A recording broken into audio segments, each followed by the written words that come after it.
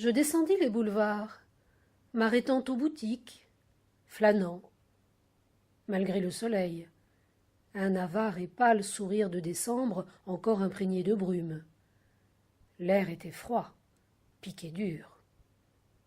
Sur le trottoir, des femmes passaient, frileuses, enveloppées de longs manteaux de loutre, quelques-unes coiffées de petites capotes de fourrure pareilles à celles de Juliette.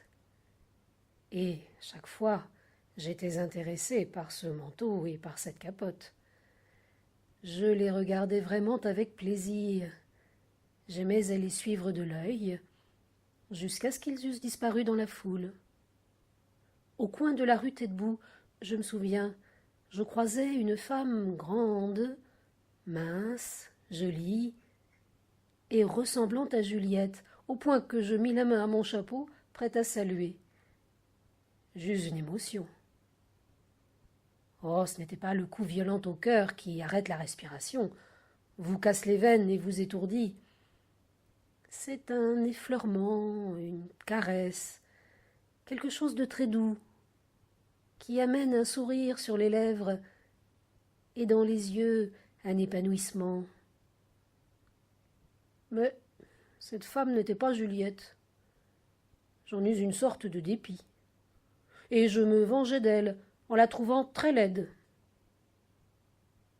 Déjà 2 heures, dans les Champs-Élysées, je hélais un fiacre et me dirigeais vers le bois. Pourquoi le dissimuler? Là, j'espérais rencontrer Juliette. Certes, je l'espérais. Et en même temps, je le craignais. De ne point la voir, je concevais que ce me serait une déception. Mais qu'elle s'étalât, comme les autres demoiselles, régulièrement, en cette foire de la galanterie, je sentais aussi que ce me serait une peine. Et je ne savais ce qu'il emportait en moi, de l'espérance de l'apercevoir, ou de la crainte de la rencontrer. Il y avait peu de monde au bois. Dans la grande allée du lac, les voitures marchaient au pas, à une assez grande distance l'une de l'autre, les cochers hauts sur leurs sièges. Quelquefois, un coupé quittait la file espacée, tournait, disparaissait au trot de ses chevaux, entraînant, le diable sait où, un profil de femme, des faces toutes blanches et pâles, des bouts d'étoffe violentes, rapidement entrevues par la glace des portières. Ma poitrine et mes tempes battaient plus vite. Une impatience m'exaspérait le bout des doigts. À force de toujours regarder dans la même direction, de sonder l'ombre des voitures, mon cou se fatiguait, s'endolorissait. Je mâchonnais anxieusement un cigare que je ne me décidais pas à allumer, dans la peur de laisser passer une voiture où elle se fût trouvée. Un moment, je crus l'avoir aperçue, au fond d'un coupé qui allait en sens contraire de mon fiacre. « Tournez, tournez !» criai-je au cocher, « et suivez ce coupé !» Je ne fis point réflexion que c'était agir bien légèrement envers une femme à qui j'avais été présenté la veille, par hasard, et que je voulais à tout prix réhabiliter. Le corps à demi penché sur la glace baissée de la portière, je ne perdais pas la voiture de vue, et je me disais « Elle m'a peut-être reconnue, peut-être va-t-elle s'arrêter, descendre, se montrer ?» Oui, je me disais cela, sans m'attribuer la moindre idée de conquête galante. Je me disais cela comme si c'eût été une chose toute simple et toute naturelle.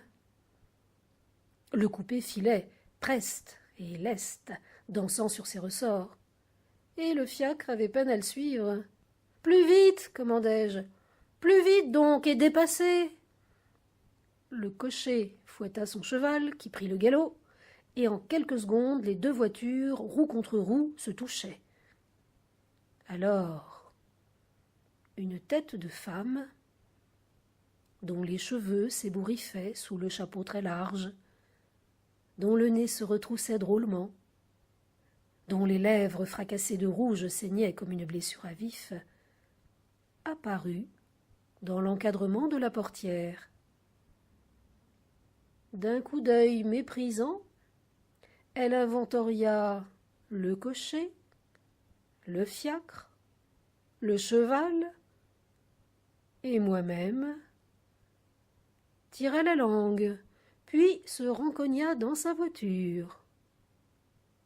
Ce n'était pas Juliette.